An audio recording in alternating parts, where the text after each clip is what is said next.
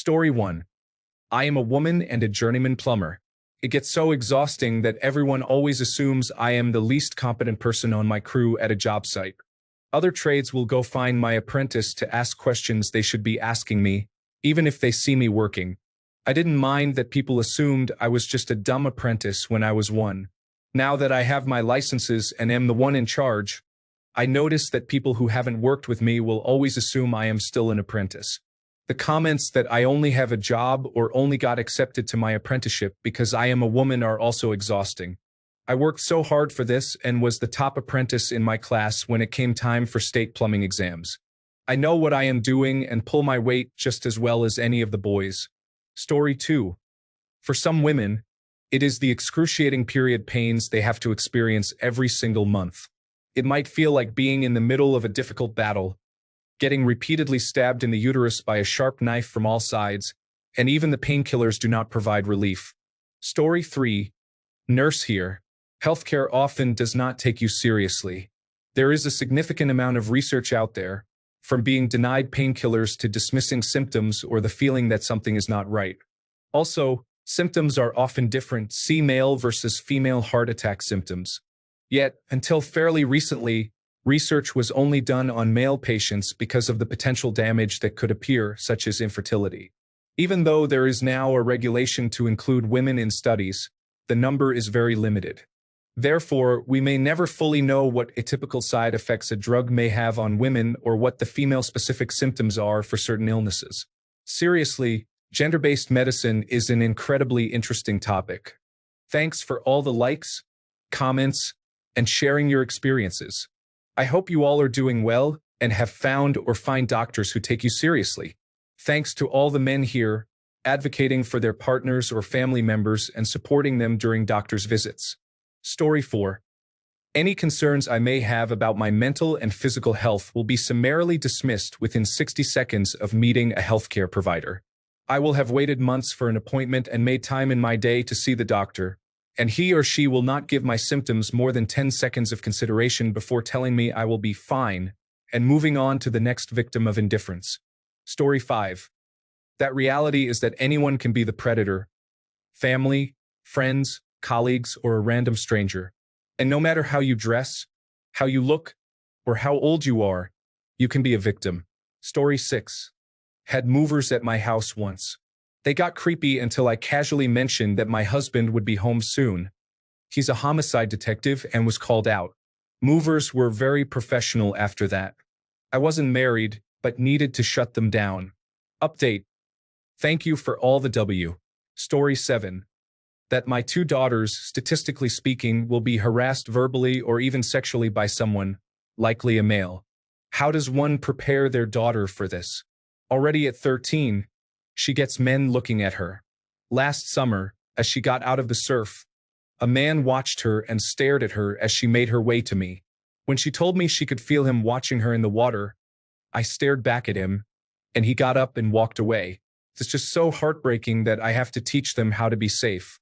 For example, walk with only one headphone in, don't go to the toilet on your own, don't make eye contact, run to a woman if you're threatened, tell an adult if someone hurts you, and so on. Story 8. This works on a general level, and I mean both women and men, but looks mean a lot in both personal relationships and work. The halo effect is strong. People, both men and women, will shun a less attractive person until you prove you don't fail as a person, and you will be overlooked at work or in other professional settings. As a plain-looking woman, I had to accept early on that putting quite a bit of effort into how I look leads to people liking me more and thinking more highly of me in work settings, even though my performance is the same. Paradoxically, women were more likely to actually be mean to me and let me know that I cannot sit with them, so to speak, and men just kind of never noticed me or acted as if I was another guy, which actually led to friendships. And no, I don't think women are catty or dramatic. Maybe it's a natural thing to overlook those with less to offer in the looks department. Makeup, a good haircut, and nice clothes made a world of difference. I don't mind doing it, but I am also comfortable as a plain Jane, but it would be nice if my looks didn't subconsciously tell people she must be terrible. Also, women's clothes don't have normal pockets. What's up with that? Story 9. I've learned that speaking up in certain situations can still be seen as being too aggressive, even if I am just stating facts. It is frustrating, but I have adjusted how I handle things to keep things moving forward. Story 10. 90% of men can overpower you if they want. You can do all the weightlifting and self-defense and jiu-jitsu. They're still going to be stronger, and there's nothing you can do about it. Story 11. That doesn't matter how educated I am, how many years of experience in my job, or how hard I work. I will always have to deal with male coworkers treating me with condescension or like I am a child. I'll never deserve the same respect and camaraderie as their fellow men. I don't know if it is this way all over the world, but in my country, women have to deal with this nonsense in all professions, except the ones considered right for us, such as low-paying jobs involving cleaning or providing care for children. Story 12. Men have always been considered the default human state of being, and women have been considered the strange secondary state. Women are not allowed to have whimsy without it being mocked. Anything popular with women, especially teenage girls, is mocked and hated. Anything women collect is mocked. In general, pay attention to things that are culturally made fun of, and far more often, they are things that women like. From drinks to clothes to shows to music, if women enjoy it, it gets mocked. Story 13. It is a difficult reality to have to constantly worry about my own safety. From planning every detail of how to get home to always being aware of what is happening around me. It is something not everyone has to do, but as a woman, it becomes part of the routine. Story 14. Better to be seen as a bitch than a victim. Stay strong, ladies. Poor nice guys don't get the girl, but nice girls end up dead. And remember, you can put on a freak show. If you are somewhere and you feel vulnerable, fight the instinct to blend in and disappear. Twitch. Bark like a dog. Argue with the shadows. Scream into your phone. Be that aggressive confrontational bitch talking to someone. Telling them you will see them in 2 minutes and they better be sorry they are late. Predators want quiet and no one to notice. So make everyone stare and get everyone's attention. It might be embarrassing, but if you don't feel safe, trust your instincts. It could save your life. Ring the police and loudly describe the person who is making you uncomfortable and your location. Story 15. Something that has bothered me deeply from a young age, and honestly bothers me even more as I get older, is the inherent inequality of parenthood. It is why I want nothing to do with it. No matter how egalitarian my relationship is in theory, biology dictates that I would have to risk my body, my health, and my life. I would have to go through the invasive, painful birthing process. My body would have to be the food source for the child. Meanwhile, my partner's body would remain unchanged, painless, solely belonging to him and nobody else. It is biology, but it is still so depressing to me. Societally, I am assumed to be maternal because I am a woman, despite never showing an ounce of interest in children or babies my whole life. And my long-term boyfriend's father knows I am very averse to pregnancy and child-rearing, but loves to say to my boyfriend, in front of me, that he is obligated to pass on the family name, as if he should just force me to have kids. Who cares about what I want, my dreams, or my health? To some people, I am just a broodmare, made to pass on a stupid name, even if the thought of being pregnant or a mother makes me feel like a trapped animal gnawing its leg off to escape. These are the kinds of things that make me feel depressed about being a woman sometimes. Story 16. I'm an expert in my field, yet quite frequently, mostly male clients demand that my male boss be the one to take care of their case or to assess my conclusions. It doesn't matter that he points out that it's my area of expertise, not his, and that he's not as knowledgeable in this field. They'll try to ignore me and talk to him. Story 17. That when you end up the victim of rape or abuse, even in your own home, even if the abuser is a trusted friend or partner, someone will find a way to blame you no matter what the circumstances. What were you wearing? Why were you there? Why did you provoke him? Why didn't you just leave? Why should we believe you? Story 18. Everyone else comes first. The partner, the children, the pets, the house, the job, the school, commitments. Then there's nothing left. And you get to do it again tomorrow. Safety is contextual.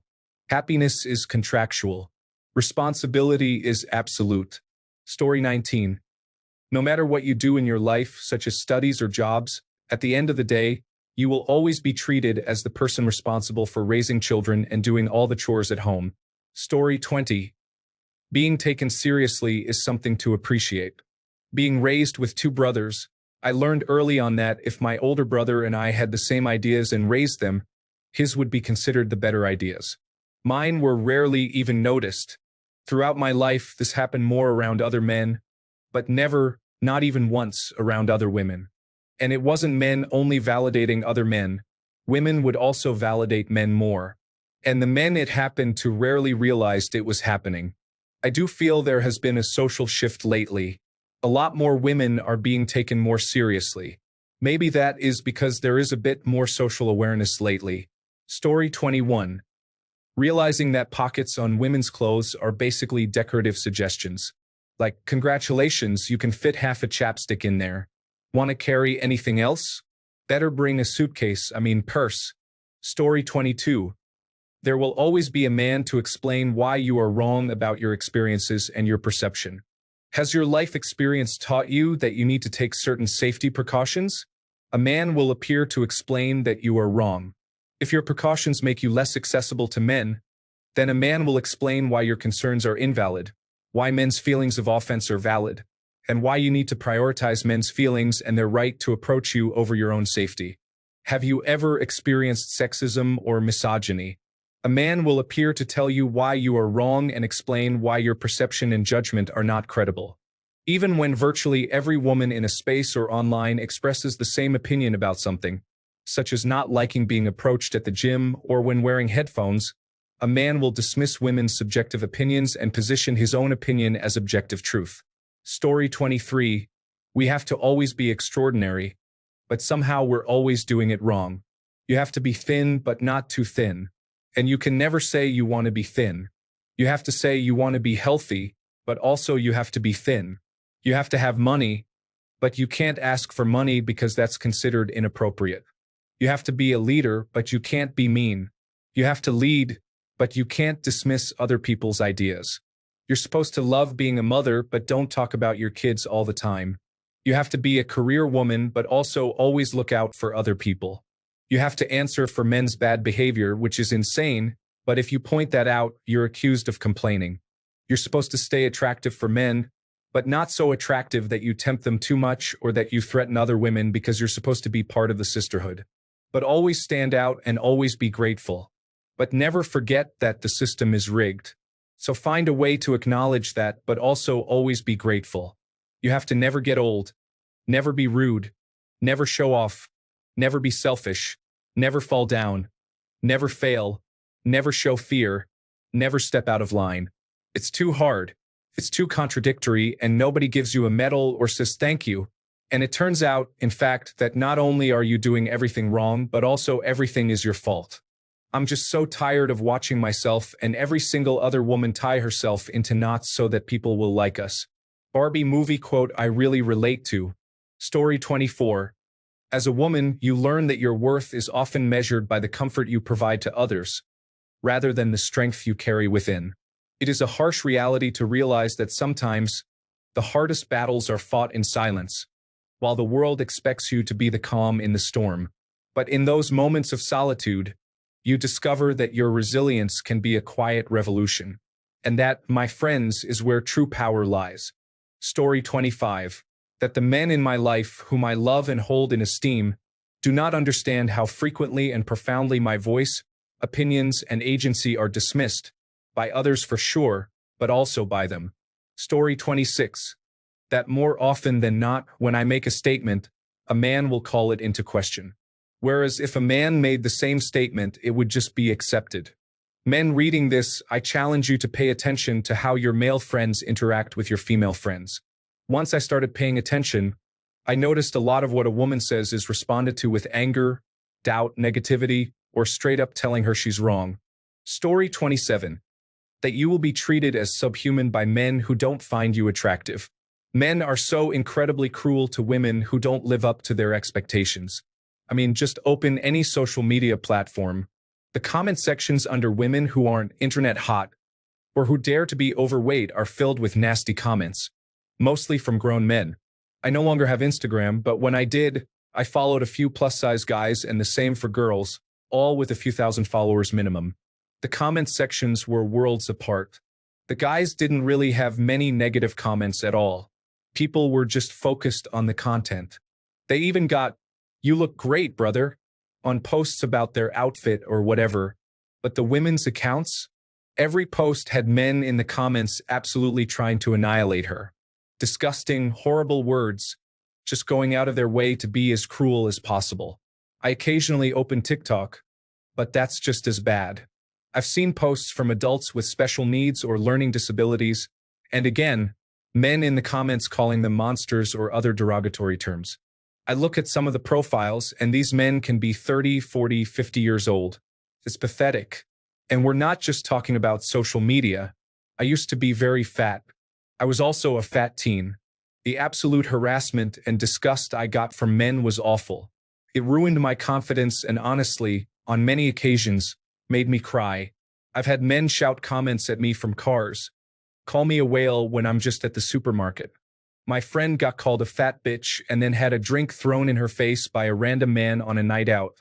I even got bullied by two men outside our gym, where I was going to lose weight.